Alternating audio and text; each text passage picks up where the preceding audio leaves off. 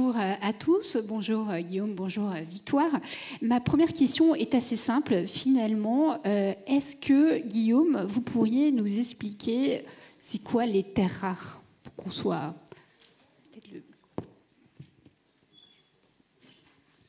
Merci. On va être très schématique.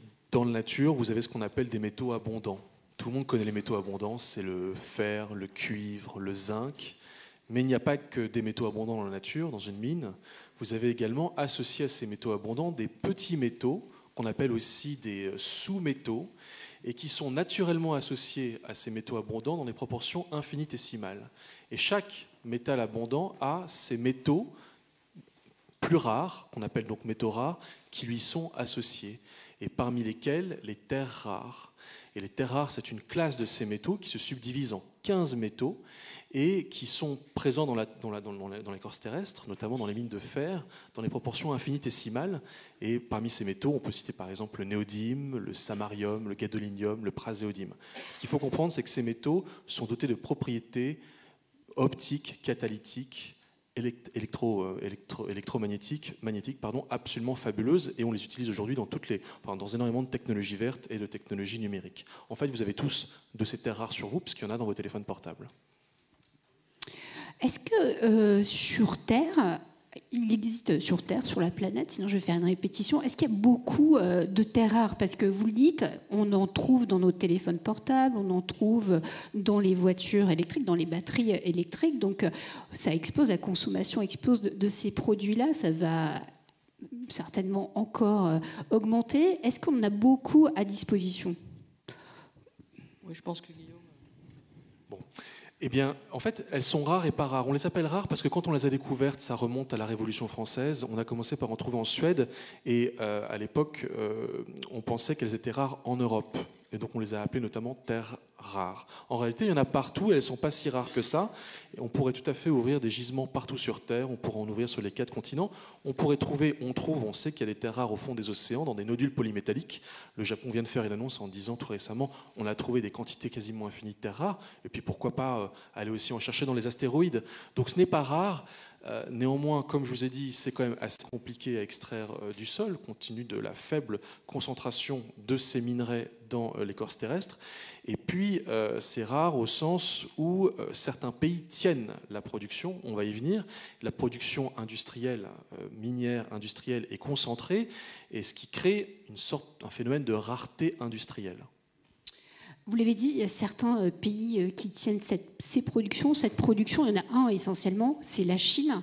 Les chiffres sont assez effrayants, hein. Ils détiennent, me semble-t-il, pour certains métaux, ça va de 60 à 95% finalement de la production. Si on fait une petite comparaison avec le pétrole, l'OPEP, c'est 14 pays qui détiennent 40% de la production mondiale. Comment on est devenu aussi dépendant de la Chine? Vous l'avez dit, partout.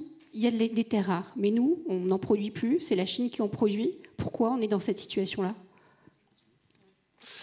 Eh bien, en fait, le problème de ces matériaux, de ces métaux, c'est que leur extraction, leur raffinage sont des processus excessivement polluants. On peut faire propre, mais il se trouve qu'en réalité, souvent, dans les années 80, on s'est retrouvés, nous, occidentaux, qui produisions et raffinions une majeure partie de ces terres rares avec de gigantesques enjeux environnementaux aux États-Unis et en France notamment. Or, nous avions besoin de ces ressources pour nos technologies. Dès les années 80, on savait que ces métaux allaient devenir de plus en plus importants dans nos applications technologiques, mais nos réglementations environnementales rendaient leur extraction et le raffinage de plus en plus compliqués. Et on a choisi en fait de fermer nos mines, de fermer nos usines de raffinage et de laisser d'autres pays, les plus pauvres, récupérer le monopole, le leadership de l'extraction et du raffinage à notre place, de sorte qu'il y ait des pays qui se polluent et qui polluent leur environnement pour extraire et raffiner ces métaux, cependant que nous pourrions le leur racheter et ensuite les mettre dans nos technologies vertes, numériques, et dire regardez comme c'est merveilleux, on fait du propre et tout ça c'est impalpable, c'est du virtuel. Et donc en réalité on a organisé la production, hein, c'est Ricardo appliqué à la mine, et il y a des États qui se sont spécialisés, et maintenant quand vous regardez une carte du monde des producteurs de métaux rares, vous avez certains pays qui tiennent 60, 70, 80, 90, 95% de la production de ces métaux rares. Et donc, un chercheur australien, Todd Lackings-North, nous dit les terres rares et la Chine, puisque la Chine tient 95% des terres rares, c'est une OPEP sous stéroïdes. Alors, c'est ennuyeux parce qu'on devient dépendant. On en devient dépendant économiquement, on en devient dépendant industriellement. Et aussi, c'est ennuyeux pour notre protection. Vous, si vous avez cité, me semble-t-il, ou dans votre article ou dans votre bouquin, que même les Américains, finalement, sont ennuyés d'un point de vue militaire, parce que dans leurs avions militaires, certains composés sont construits à partir de métaux rares. Alors après, il y a certaines théories qui se mettent en place, de se dire, tiens, ils pourraient arrêter ou stopper des F-35. Le sujet de la dépendance, comment on en sort? Parce que c'est assez effrayant de se dire, si même les Américains ont peur pour leur F-35, victoire, comment on sort de là? Est-ce que déjà on peut faire un point sur quel est notre niveau de dépendance, à quel moment ça va être critique pour nous? Ouais, je pense que Guillaume a fait une excellente introduction sur le sujet, c'est-à-dire qu'il a dressé un diagnostic que nous partageons tous, les industriels, et qui est de dire que maintenant, il faut quand même regarder ce qui est vraiment critique, parce que ça ne sert à rien de dire qu'on va manquer de tout. De quoi est-ce qu'on va vraiment manquer? Qu'est-ce qui risque vraiment de nous empêcher de fabriquer dans des conditions économiques et environnementales acceptables? Donc on s'est mis tous autour de la table, des industriels amont et aval, qui venaient du Japon, des États-Unis, de Chine, de France, d'Allemagne et du monde entier. Et on a essayé de regarder qu'est-ce qu'étaient vraiment les matériaux critiques, ceux qui nous empêchaient de dormir la nuit, pour dire les choses simplement. Parce qu'il y a une matrice très jolie de Mendeleïev, je ne sais pas si on peut la voir ici sur l'écran, et voilà, qui montre, vous voyez, tous les éléments, tous les métaux qu'on utilise dans la nature. Alors il y en a des plus connus, comme l'a dit Guillaume, le fer, l'aluminium, etc. C'est des gros volumes, le cuivre. Et puis il y a les terres rares. Et on s'est dit là-dedans, quels sont ceux qui sont vraiment critiques? Alors vous voyez, c'est assez visuel. Hein. Ceux qui sont verts ne nous empêchent pas du tout de dormir la nuit. Ceux qui sont rouges nous empêchent clairement de dormir la nuit. Et puis au milieu, il y a toute une variation entre les rouges oranges, les oranges verts, les verts. Alors comment on est arrivé à ce diagnostic? On a mis presque 3 ans à y arriver, parce que le problème qu'a évoqué Guillaume, ça suscite des réflexions dans tous les états-majors du monde entier depuis des années. Et alors ils avaient développé des systèmes multicritères qui faisaient 300, 400, 500 critères. La communauté européenne, les États-Unis, le Japon, le ministère de l'économie du Japon, enfin tous ces gens-là avaient développé des tas de critères. Et nous on s'est dit, on va essayer de simplifier, parce que moi, je ne sais pas si vous, mais avec 200, 300 critères, j'ai du mal à prendre des décisions. Donc on a essayé de réduire ça à 6 critères. Ça nous a pris 2 ans et demi de mettre un peu tout le monde d'accord sur ces 6 critères. Alors des choses simples, hein, c'est comme l'état des réserves. Bon, c'est un bon critère de savoir ce qui reste disponible et accessible dans le sol. Ça, c'est simple. Après, les scénarios de demande, est-ce que, je sais pas, les voitures électriques, ça va boomer? La deuxième chose, c'est la troisième, c'est est-ce que ces produits sont produits dans des pays démocratiques ou est-ce qu'ils sont en République démocratique du Congo? Je ne cite que celui-là parce que il y a plus de 50% de la production de cobalt qui est République démocratique du Congo, qui n'est pas réputée pour sa démocratie, justement.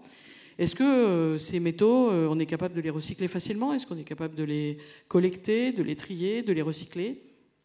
Est-ce que, aussi, ces métaux sont utilisables dans des applications vraiment névralgiques pour nous? Je veux dire, si du jour au lendemain, il nous manque un métal qui sert à emballer le pain, je pense qu'on arrivera quand même à emballer le pain avec autre chose. En revanche, si ça nous sert à faire de l'électronique de défense, c'est quand même plus embêtant. Donc voilà, ces 6 critères, c'est ça. Et à partir de ces 6 critères qu'on a pondérés de manière... il a redisparu le slide. Ces 6 critères qu'on a réussi... Est-ce qu'on peut remettre le tableau, s'il vous plaît? Oui, ce serait vraiment super sympa. À partir de ces 6 critères qu'on a pondérés de manière complètement... On a fait la moyenne des 6. Alors évidemment, chacun d'entre vous, il peut considérer qu'un des critères est plus important que les autres et les mélanger différemment. En tout cas, avec cette pondération simple... je le vois toujours pas, mais ce serait gentil de le remettre. Je sais pas la personne qui gère. Et vous êtes en rouge, vous êtes un métal rare. Oui, je sais bien, mais c'était juste pour les montrer pour les gens qui sont dans la salle. Moi, je les connais. Je suis rouge aussi, moi aujourd'hui exprès. Non, mais c'est vrai. Donc en fait, il y a 3 terres rares dedans sur les 15. Donc il y en a pas 15. Donc sur les 15 terres dites rares, il y en a 3 qui sont rouges. Le praséodyme, le néodyme et le dysprosium. Et ces 3-là sont essentiellement utilisés, évidemment, dans les batteries électriques, dites batteries vertes. Alors, ensuite, on a 3 autres métaux qui sont rouges et qui ne sont pas des terres rares. Donc, c'est justement ce qui est amusant sur ce tableau qui a disparu, qui revient, super, c'est qu'on se rend compte qu'il y a aussi des métaux à grand volume qui sont aussi rares. Et ces 3-là qui sont rares, c'est le cobalt. Alors, le cobalt, évidemment, c'est un des métaux les plus avancés pour les fameuses batteries électriques. Il y en a un autre qui est l'étain, alors là qui est beaucoup plus étonnant parce que tout le monde est persuadé qu'il n'est pas rare du tout. Et comme il n'est pas rare du tout, justement, on n'a pas investi depuis 30 ans, donc on a quasiment épuisé toutes les réserves. Vous savez, c'est le truc classique où on pense que c'est plus rare, donc c'est plus la peine de s'en occuper, et puis d'un coup on se dit merde, il reste plus rien. C'est un peu ce qui est en train de se passer. Et puis il y en a un troisième qui est rare parce qu'il est utilisé dans des applications névralgiques comme le tungstène. Donc le tungstène, c'est utilisé dans des tas d'applications névralgiques de défense notamment. Et effectivement, du coup, sur ce métal-là, on a des petits problèmes. Donc aujourd'hui, nous, on a décidé qu'on allait focaliser nos efforts sur ces 6 matériaux rouges, les 3 sur les 15 terres rares, et puis le cobalt, le tungstène et l'étain. Et ce que je ne sais pas si vous me laissez raconter un petit peu plus sur ce qu'on fait justement pour les rendre orange. C'est ça. Expliquer comment on peut sortir de la dépendance, si on peut prendre un exemple précis, je sais pas si, sur le cobalt ou sur... voilà. Alors je vais en prendre un sur le cobalt et un sur les terres rares. Voilà. Alors sur le cobalt, c'est très intéressant parce que le cobalt aujourd'hui, il a une propriété fantastique. C'est lui qui permet d'améliorer la densité énergétique des batteries et leur longévité. Donc évidemment, et leur sécurité aussi. J'ai oublié un troisième paramètre. Et donc c'est clair que si on veut avoir de plus en plus de voitures électriques, je disais à Guillaume ce matin que hier j'ai lu dans la presse que BMW, à fin octobre, ils ont vendu 2 millions de voitures, mais pour la première fois, ils ont vendu 100 000 voitures électriques. Donc ça commence à devenir quand même très sérieux. Et si ces voitures électriques, elles ont besoin de cobalt pour fonctionner, parce que si la batterie n'a pas la densité énergétique qu'il faut, si ça dure, si ça tombe en rade au bout de 3 recharges et que ça se met en flamme tout de suite, c'est pas top. Donc le cobalt, c'est vraiment bien. Mais ce cobalt, aujourd'hui, on a 70 ans de réserve. Mais si on continue au rythme de progression des voitures électriques, dans 3 ans, il n'y aura plus que 25 ans de réserve. Donc ça devient quand même moins rigolo. Donc qu'est-ce qu'on fait ? Eh bien, on fait 3 choses. D'abord, on essaye d'avoir des mines dans des pays qui sont plus démocratiques que la République démocratique du Congo, qui porte son nom de manière un peu bizarre, mais c'est comme ça. Et il y a pas mal de projets super qui sont en train de se développer en Australie. Et je crois que vous pouvez être tous d'accord avec moi que l'Australie, c'est un des plus beaux régimes démocratiques mondiaux. On a tous d'excellentes relations avec les Australiens. Donc c'est quand même extraordinaire de savoir qu'on a un beau pays démocratique, accessible, et qui a trouvé des très beaux jugements avec des conditions de rentabilité superbes. Donc ça, voilà une première chose qu'on fait. Une deuxième chose qu'on fait qui est extraordinaire, c'est qu'on essaye de recycler ce cobalt le mieux possible. Déjà, on en est à 50% de recyclage du cobalt, ce qui est un très beau de recyclage, et on continue à le faire de la manière la plus intelligente possible. Et puis, la troisième chose qu'on essaye de faire, c'est de le remplacer dans certaines applications. Et notamment, vous savez que dans une batterie, c'est une électrolyse, hein, il y a une cathode, il y a une anode, il y a un liquide au milieu, on fait passer l'électricité, et c'est ça qui recharge la batterie. Eh bien, les cathodes aujourd'hui sont faits d'un mélange cobalt, nickel, manganèse. Et on a 2 grands fabricants, enfin un grand fabricant dans le monde qui est le groupe chimique allemand BASF, qui vient de signer un accord avec le Department of Energy aux États-Unis pour supprimer le cobalt de la future génération de cathodes.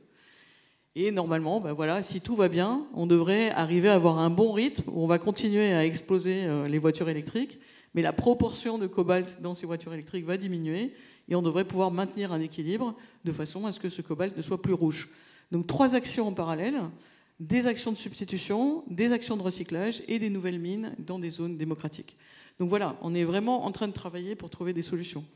Et puis, je vais vous parler un petit peu des terres rares, parce que les terres rares, c'est quand même le sujet favori de Guillaume. Ce serait quand même dommage de ne pas en parler. Et c'est un très beau sujet, parce que là aussi, ces terres rares, c'est comme le poivre et le sel. Je veux dire, vous pouvez avoir la meilleure viande du monde, le meilleur poisson, les meilleurs légumes. Si vous avez 0 poivre et 0 sel, c'est vraiment insipide. Et bien, c'est la même chose pour faire des batteries électriques. Si vous n'avez pas les terres rares qui permettent d'en améliorer l'efficacité, de les rendre d'une manière ou d'une autre beaucoup plus compatibles avec les exigences du customer final, enfin du client final que nous sommes tous, il faut ces terres rares. Alors qu'est-ce qu'on fait ? Et bien là aussi, il y a plusieurs choses sur lesquelles on travaille. Alors la première chose sur laquelle on travaille, ça a l'air con, mais si on fait baisser le poids des véhicules, on aura moins besoin de batteries pour les faire fonctionner. Et si on a moins besoin de batteries, bah, on a moins besoin de terres rares pour les faire fonctionner. Alors ça, c'est vraiment un axe auquel les gens ne pensent pas forcément directement. Et on travaille énormément dessus, et notamment avec la réalisation et le développement des matériaux qu'on appelle composites, qui sont des matériaux qui sont des matériaux à base de polymères dans lesquels on met des fibres de carbone, des fibres de verre, des fibres de lin, qui permettent de rigidifier la structure tout en maintenant le caractère extrêmement léger.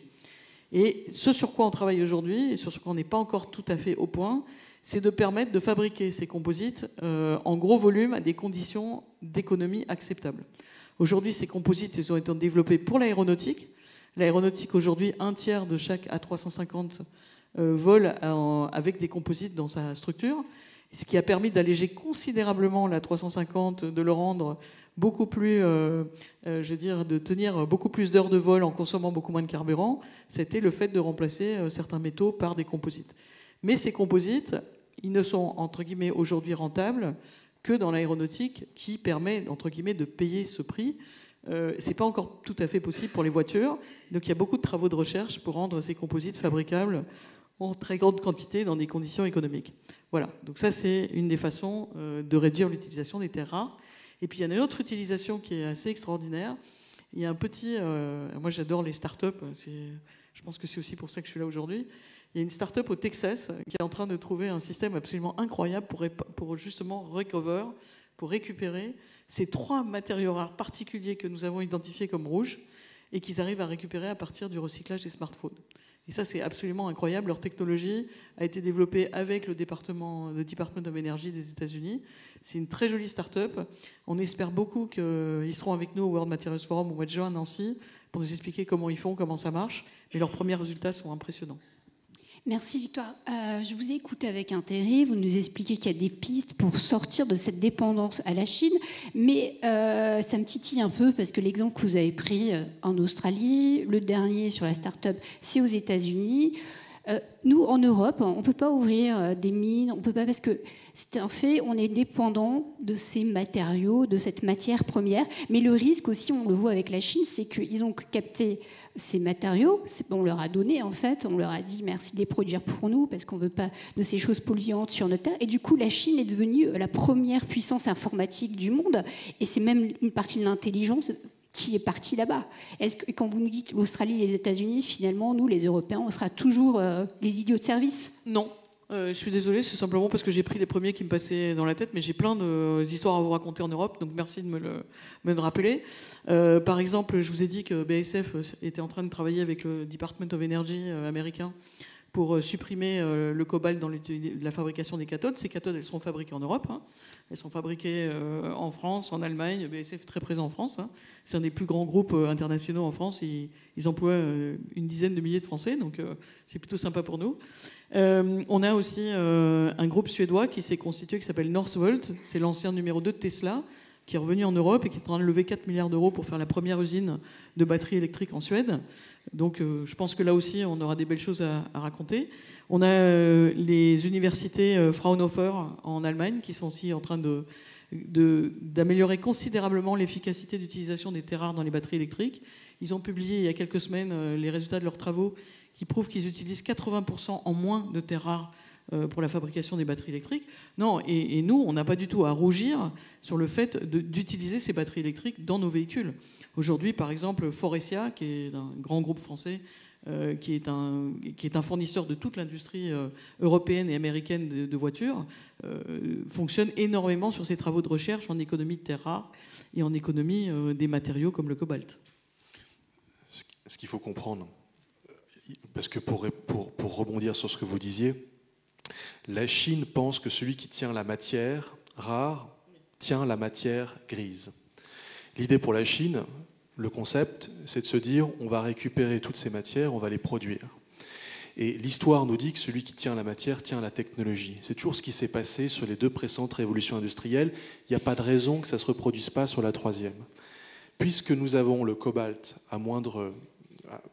puisque nous avons la majorité du cobalt pour nous-mêmes, puisque nous produisons les terres rares en majorité ou d'autres matières premières, nous allons pouvoir les utiliser pour nous-mêmes à un coût moindre et les vendre éventuellement plus cher à nos concurrents non chinois. Et du coup, nous allons pouvoir vendre des produits composés, des composants, voire des produits finis à base de ces matières moins chers que le voisin. Je prends l'exemple du boulanger. Vous avez 2 boulangers dans un village et l'un des 2 tient toute la production de farine. Il va produire tout le pain et puis éventuellement l'excédent de farine qui lui reste parce que son fourneau n'est pas assez grand, il va le vendre mais plus cher au 2e boulanger qui du coup vendra son pain plus cher. Voilà l'exemple. Et donc l'idée pour la Chine, c'est de remonter la chaîne aval et d'être pas seulement un producteur de ces matières, mais de remonter sur la chaîne aval, sur la chaîne de valeur, et à l'arrivée de pouvoir produire elles-mêmes les technologies qui utilisent ces matières premières. Et on parle bien des technologies du futur. Les ambitions de la Chine, ce sont les biotechnologies, ce sont les voitures à nouvelles énergies, c'est les nouvelles technologies de l'information et de la communication. C'est déjà le premier producteur de technologies vertes, la Chine. Et elle doit ce statut non seulement à son yuan qui est dévalorisé, aux salaires qui sont bas, à son gigantesque marché intérieur, mais aussi au fait qu'elle a ces matières, qu'elle peut les produire pour elle-même, et que du coup, elle fait aussi venir les Occidentaux chez elle en échange de l'accès à la matière. Et quand on vient chez elle, en Chine, on vient aussi avec notre savoir. Et donc, on leur transmet ce savoir. Donc, ce qu'on voit avec ces matières, c'est un transfert de savoir, un transfert d'intelligence de l'Occident vers la Chine. Et il faut quand même réaliser que dans cette course, notamment à l'électromobilité, sur les batteries, on est très mal barré. Alors, je ne suis pas totalement d'accord avec ce que vient de dire Guillaume, parce qu'il a tout à fait raison sur le diagnostic de départ. Moi, je suis beaucoup plus optimiste sur le diagnostic d'arrivée. C'est que je vois, par exemple, que depuis le début de l'année, pour la première fois, les ventes de voitures en Chine se sont un peu cassées la figure, alors que les ventes de voitures en Europe continuent à remonter. Et qui est-ce qui fabrique ces voitures en Europe? C'est quand même encore les fabricants européens, ce ne sont pas les fabricants chinois. Avec les batteries de qui? Oui, mais avec les batteries de qui? Justement, c'est pour ça qu'il y a ce fameux projet qui est en train de se construire en Suède et on va enfin avoir notre première usine de batteries électriques fabriquée en Europe, en Suède. Donc je pense, si vous voulez, qu'on a bien compris, on est un peu en retard. C'est vrai qu'il faut pas, c'est un peu, il faut courir, mais je suis absolument persuadé qu'on a toutes les compétences et les gens qu'il faut pour y arriver. Et le fait d'avoir récupéré en Europe des gens comme par exemple cet ancien numéro de Tesla qui a décidé de laisser tomber son job en Californie pour venir en Suède, lever 4 milliards d'euros et fabriquer son usine en Suède, d'avoir nos grands fabricants de voitures, que ce soit BMW, Peugeot, Renault. Renault fait un travail extraordinaire en ce moment sur les voitures électriques pour se fournir en batterie électrique, aussi sur le plan local, etc. Non, il y a énormément. Je pense qu'il y a une vraie prise de conscience. Elle a peut-être été un peu tardive, mais elle a été tardive en partie, et c'est en partie grâce à des gens comme vous que cette prise de conscience a eu lieu. Donc je pense qu'on vous remercie tous, mais il ne faut pas croire que les gens sont restés inactifs. Ils ont vraiment écouté ce que vous dites, et ils sont en train de prendre vraiment plein de mesures pour se remettre indépendants, autonomes, efficaces. Et pour reprendre, pour terminer sur votre analogie sur les boulangeries que j'adore, même si le mec d'à côté, il vous vend la farine plus chère, parce qu'il vous vend que ce qu'il n'a pas le temps d'utiliser dans son four, rien ne vous empêche, vous, de faire du produit de valeur ajoutée, au lieu de vendre du pain blanc, de faire de la pâtisserie. Et c'est un petit peu ce qu'on est en train de faire dans les voitures en Europe, c'est de développer des voitures vraiment extraordinaires, innovatrices. La i3 de BMW, c'est reconnu dans le monde entier comme étant une voiture incroyable. Les Chinois, ils n'ont pas la i3 chez eux quand même. Mais est-ce que c'est possible à court terme d'ouvrir des nouvelles mines en France ? Alors, il y a un projet, quand même, pas loin d'ici. Mais je ne sais pas si on va finir par autoriser son exploitation. Et c'est un fonds d'investissement anglo-américain qui s'appelle Apollo, qui est en train d'essayer de le promouvoir dans les Pyrénées et pour fabriquer du tungstène. Donc ça, le tungstène, c'est un des 3 métaux rares qui n'est pas une terre rare. Et je crois que ça serait vraiment effectivement extraordinaire. J'espère que tout le monde aura le savoir-faire de à la fois respecter l'environnement, parce que c'est fondamental. Il n'est pas question de remettre des mines qui ne respecteraient pas nos réglementations en matière d'environnement, mais je pense qu'il y a aussi des nouvelles technologies, des nouveaux modes de faire qui nous permettent quand même de les exploiter dans des conditions économiques acceptables en France. Ce qu'il faut comprendre, c'est que si on parle d'ouvrir des mines aujourd'hui, en France ou en Europe, c'est pour la transition énergétique. C'est pour la transition énergétique. Cette transition est une transition métallique. Elle nécessite des quantités colossales de métaux.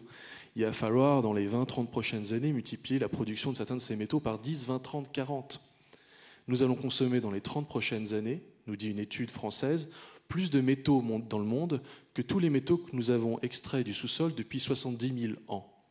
Donc où est-ce qu'on va chercher ces métaux? Alors on laisse encore les Chinois continuer à serrer le robinet, et puis on dépend des Chinois, qui quand même, vous l'avez dit, on est d'accord sur ce point-là, nous ont pris de court et sont en avance sur les technologies de stockage de l'électricité, qui est la technologie disruptive qui arrive.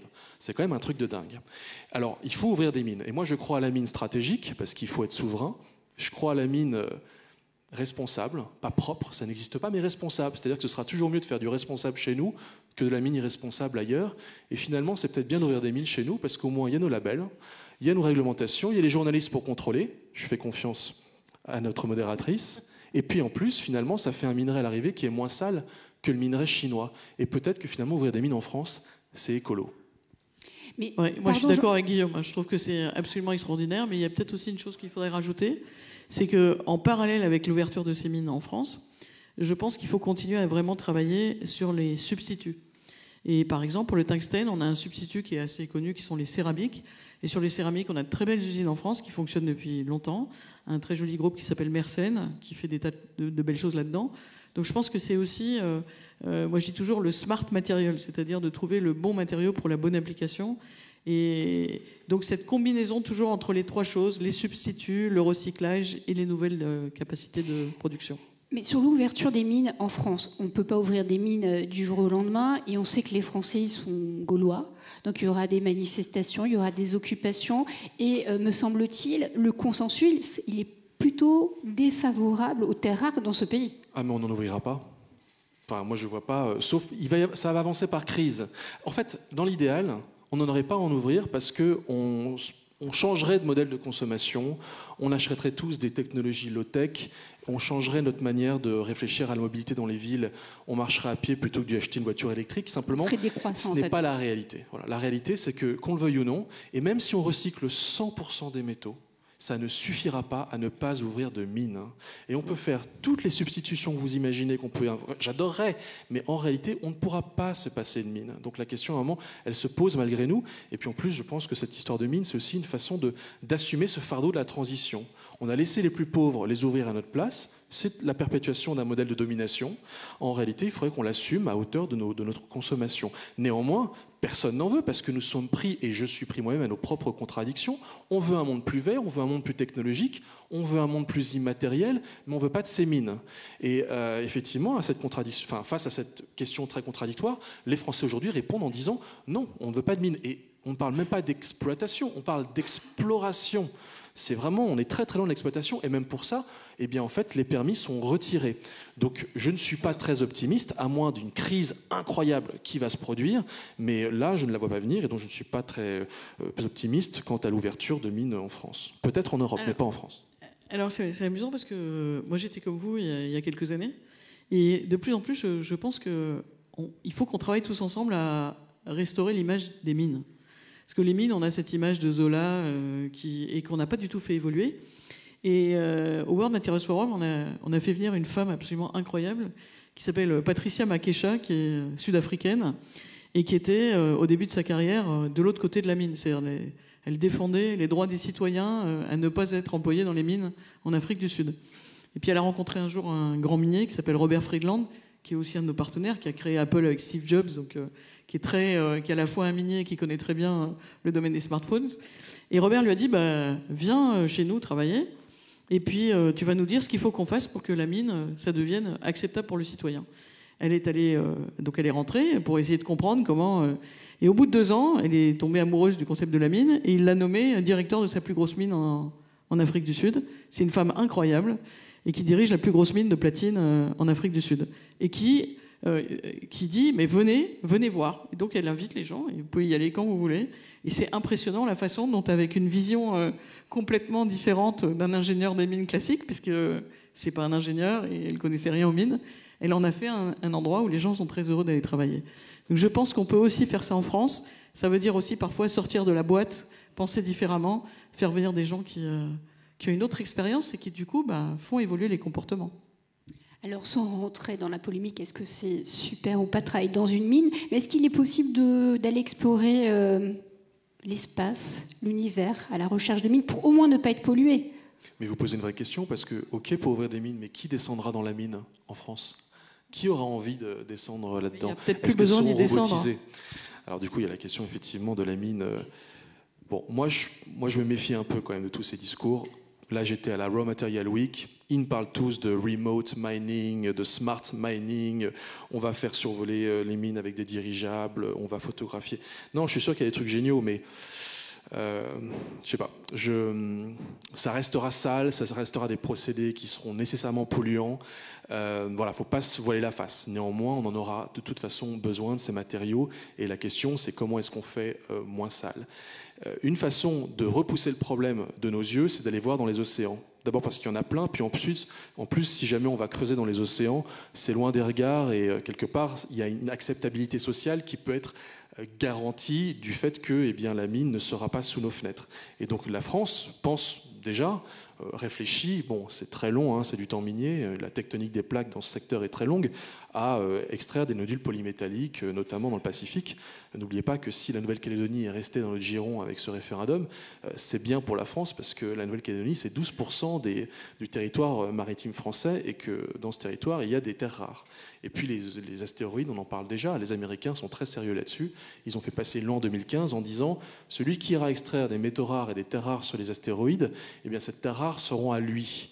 Alors, ça paraît très prospectif, mais ça veut dire que déjà, on pose le principe de la propriété privée dans l'espace pour les extraire ces métaux. Et je pense qu'on ouvre, voilà, il y a une brèche qui est faite dans le traité de 67, dans ces tabous autour de l'idée que l'espace serait un bien commun de l'humanité. Non, ces ressources nous ont déjà et vont encore plus nous pousser à remettre en cause ces idéaux des années 40, 50, 60, et on va aller dans l'espace faire de l'argent aussi dans ces nouveaux territoires pour aller chercher ces métaux qui sont nécessaires pour nos téléphones portables. Alors, moi, je voudrais rajouter quelque chose par rapport à ce qu'a dit Guillaume, c'est que en plus d'aller chercher des nouveaux territoires comme les océans ou l'espace, moi je pense qu'il y a des nouvelles technologies qui sont absolument extraordinaires et qui sont toujours comme d'habitude à côté de chez vous et vous ne savez pas qu'elles y sont. Alors comme vous êtes tous toulousains, moi je vais vous raconter une histoire de Toulouse, parce que je ne suis pas toulousaine, hein, moi je suis parisienne d'origine lorraine, donc absolument rien à voir. Mais j'ai découvert tout à fait par hasard une entreprise qui est extraordinaire, qui est chez vous, qui s'appelle iPulse. Il y a 200 chercheurs qui sont à Toulouse. Et qu'est-ce qu'ils font ? C'est une technologie qui vient des grands laboratoires de recherche français. Et ils arrivent à compresser un tout petit peu d'énergie pour en faire immensément de puissance. Et grâce à ça, eh bien, qu'est-ce qu'ils font ? Ils arrivent à découvrir des gisements d'eau à 300 mètres sous la croûte terrestre. Ils arrivent à déformer le métal sans avoir de scrap. Ils arrivent à faire exploiter des bouts de mine, justement, qui sont en fin d'exploitation, qu'on n'arrive plus à exploiter avec les moyens traditionnels. Ils arrivent à y accéder à des coûts absolument incroyables. Et cette technologie, elle est à Toulouse. Et elle n'a pas réussi à se financer en France. Souvent, on n'est pas très très bon pour financer la techno dans ce pays. Et ils ont réussi à se faire financer par un grand entrepreneur américain-canadien. Et cet entrepreneur américain-canadien est en train de développer de manière absolument extraordinaire cette technologie. Il y a maintenant d'autres gros investisseurs japonais qui sont en train de rentrer au capital. Mais les chercheurs, ils sont encore et toujours tous à Toulouse. Voilà. C'est un bel exemple. Merci Victoire, merci Guillaume. On va passer aux questions-réponses, mais malheureusement, ça sera seulement avec Victoire, puisque Guillaume a une seule minute à nous accorder pour les questions-réponses, puisqu'ensuite il a un avion pour Paris à prendre. Donc on va démarrer la séance si vous le voulez bien. Alors,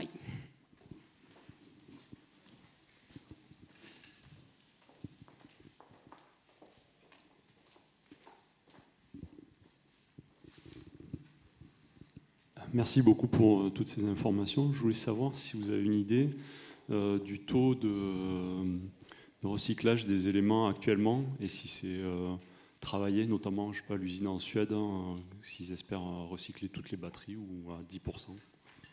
Je peux fournir un premier élément de réponse et Victoire de Margerie complétera très bien.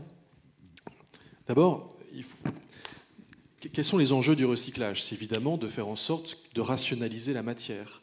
L'idée, c'est de continuer à avoir un modèle de développement qui soit tenable, mais en ayant besoin de moins de matière pour le même niveau de richesse, un espèce de découplage.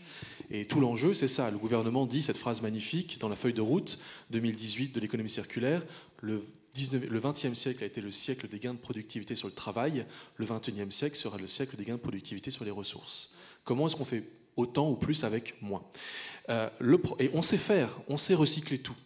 Simplement, tous ces métaux, Victoire de Margerie l'a dit, ce sont des matériaux, des polymères, c'est des métaux qui sont mélangés entre eux parce que ça augmente les propriétés de la matière.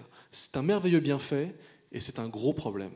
Parce que recycler un fichu nano ou un matériau, un petit aimant de terre rare qui se trouve dans votre téléphone qui pèse à peine quelques grammes, dans lequel il y a 3 métaux, une terre rare, du néodyme et du fer et du bore, en fait, on ne le recycle pas tellement c'est compliqué et surtout tellement c'est cher. Et c'est toujours moins cher d'aller chercher le minerai directement dans la mine. Donc le primaire est moins cher que le secondaire.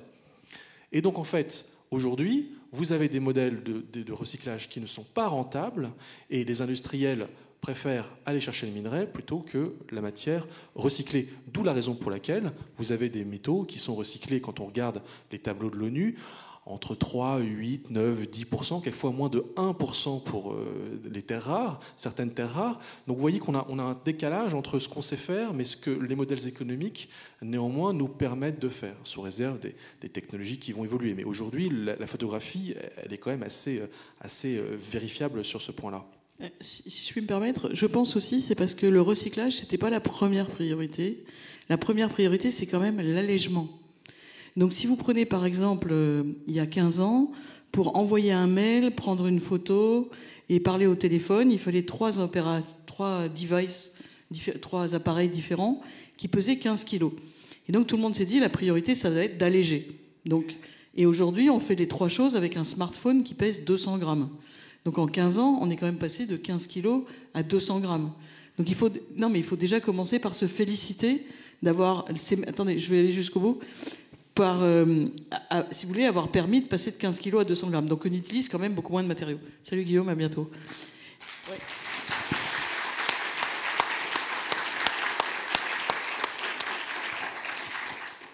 Donc si vous voulez, c'est déjà un premier pas en avant qui est quand même fort. Il reste 2 axes de progrès énormes. Le premier, c'est que pour arriver à ces 200 grammes, on a encore besoin de 70 kg de matières premières. Donc le rapport entre 1 kg sur votre smartphone et les matériaux qui sont utilisés, c'est quand même de 350 pour 1, ce qui est énorme. Et de l'autre côté, il y a encore un axe d'amélioration énorme qui est le recyclage des smartphones, parce qu'on n'en recycle que 3%. Donc on a fait un immense progrès, on est passé de 15 kg à 200 grammes. Il reste à réduire le taux de 350 pour 1 et à agrandir le taux de recyclage des 3%. À titre de comparaison, si vous comparez par rapport à un avion, pour 1 kg qui vole, vous avez 10 kg que vous utilisez.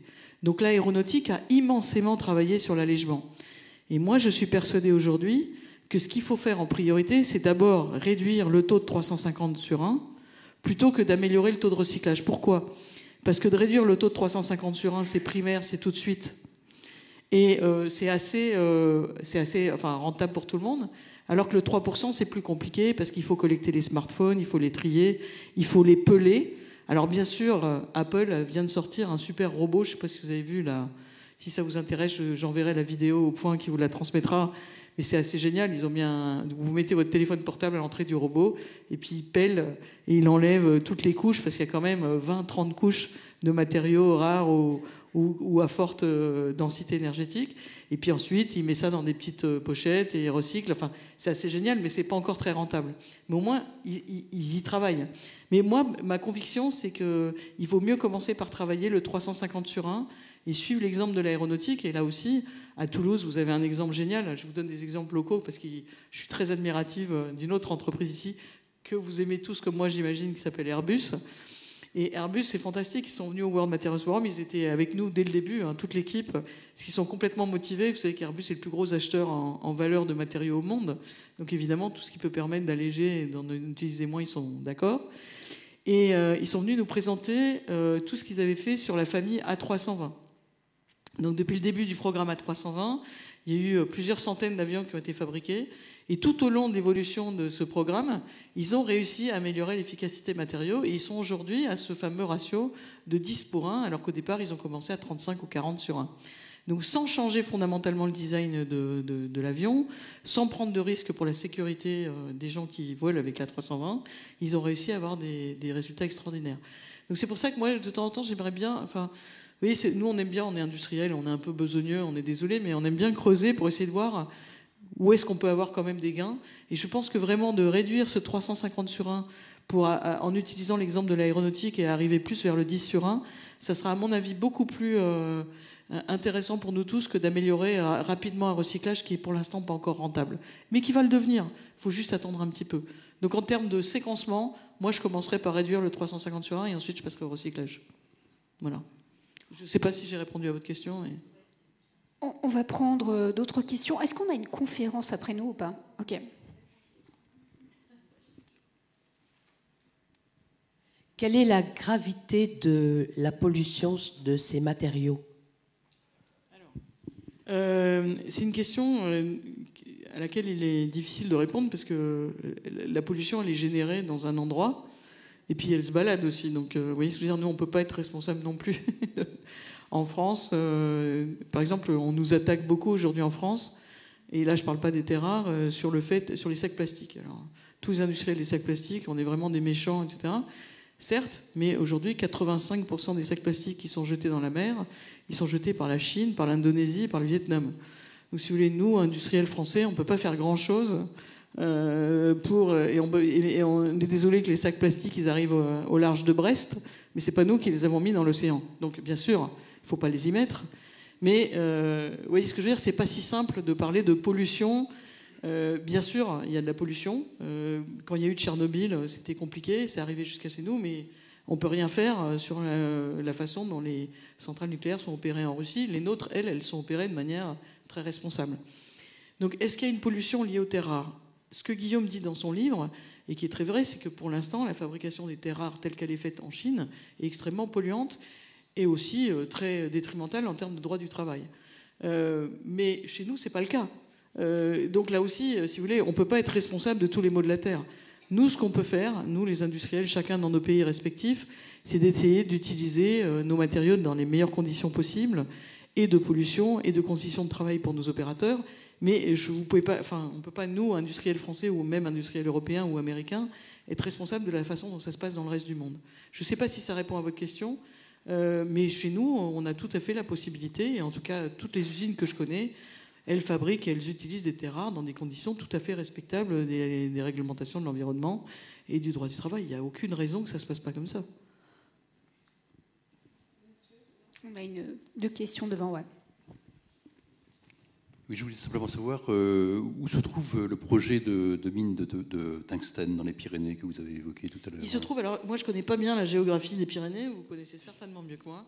Donc, je vais vous donner le nom exact de la ville, et vous, ça vous dira certainement quelque chose. Non, c'est Couflens. Je ne connais pas l'endroit. Voilà. Couflens, oui. Couflens. Voilà. Mais moi, si vous voulez, je ne connais pas le projet. La seule chose que je peux vous dire, c'est que ça fait des années que cet endroit est considéré comme ayant une forte teneur en tungstène. Le tungstène, c'est vraiment un des 3 matériaux critiques pour fabriquer ce qu'on appelle les aimants permanents. Aimants permanents qui sont énormément utilisés dans les moteurs et les batteries électriques. Alors évidemment, on pourrait dire qu'on pourrait remplacer le tungstène par certaines formes de céramique, comme je disais tout à l'heure. Mais pour l'instant, le tungstène, c'est vraiment un matériau intéressant. Il n'est pas fabriqué qu'en Chine, hein, d'ailleurs. Le Rwanda, par exemple, est un État africain qui est un des grands fabricants de tungstène et avec qui les relations de la France se sont considérablement améliorées depuis quelques années. Donc ça permet aussi un approvisionnement en tungstène. Non, mais on fait ce qu'on peut. Hein. Voilà. Vous avez, oui, je vous en prie. Juste pour avoir peut-être un ordre de grandeur sur ces métaux, on concentre beaucoup de choses sur les smartphones, mais est-ce que vous avez-vous quelques chiffres sur les volumes qui concernent, on va dire, les smartphones, les tablettes et les ordinateurs, comparés avec la consommation des batteries pour les voitures, par exemple? Alors, je ne les ai pas. Juste pour avoir une idée. Mais je ne les connais pas, parce que moi, de manière amusante, je les agrège. Parce que nous, notre façon de voir, c'est plutôt batterie portable par rapport à batterie stationnaire. Donc, on agrège les smartphones et les voitures dans les batteries portables. Et d'ailleurs, si ça vous intéresse, on a une très belle plénière au mois de juin au World Materials Forum sur les batteries portables. Et on aura tous les grands acteurs des batteries portables. On aura BASF, Umicore, Arkema, Renault, et au plus haut niveau, qui vont justement débattre sur cette façon d'optimiser l'efficacité de ces batteries portables en consommant le moins possible de matériaux rares. C'est le sujet. Alors, après la relance, on va juste changer de coin, si c'est possible, pour les questions-réponses. Une dernière petite à monsieur, et ensuite on passe... Donc je vous confirme qu'on se verra à Nancy, parce qu'on a un matériau en fibre naturelle qui est très léger pour les composites. Qui est fabriqué à Toulouse. J'ai bien vu la marque, mais je ne voulais pas faire de pub. Super.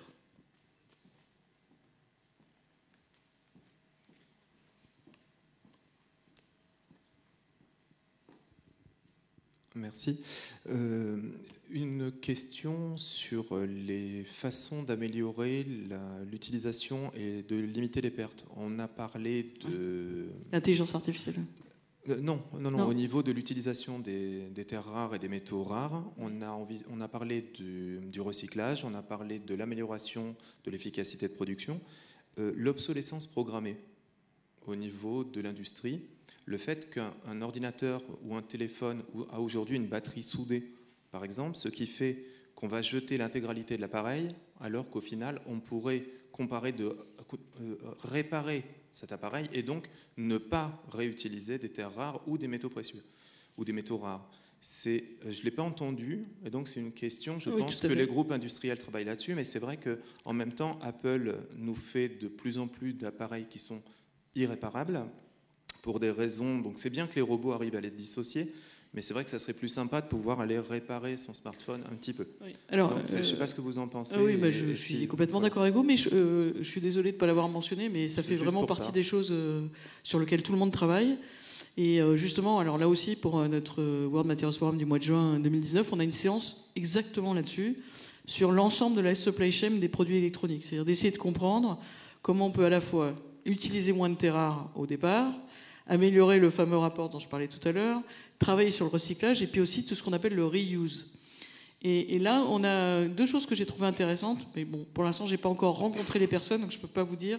Je les ai juste trouvées et j'ai des rendez-vous programmés avec eux dans les semaines qui viennent.